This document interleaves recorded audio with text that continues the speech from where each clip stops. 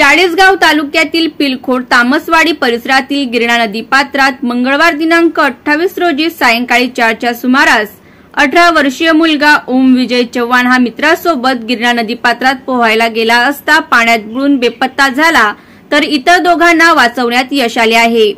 गावातील लोकांनी तसेच प्रशासनातर्फे बेपत्ता मुलाचा शोध घेण्याचे प्रयत्न सुरू होते।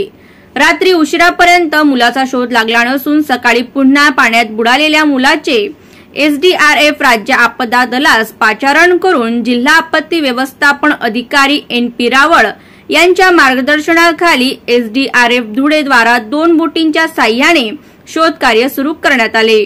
दरम्यान नदीत बुडालेल्या ओम चव्हाण याचा आज दिनांक 29 रोजी सायंकाळी 4:30 वाजता वरखेडे लोंढे मध्यम प्रकल्पाच्या बोरेसच्या धरण परिसरातील बॅकवॉटरमध्ये धरणापासून अंदाजे 800 मीटर लांब पाण्यातील लहान बेटावर मृत अवस्थेत अडकलेला मिळून आला।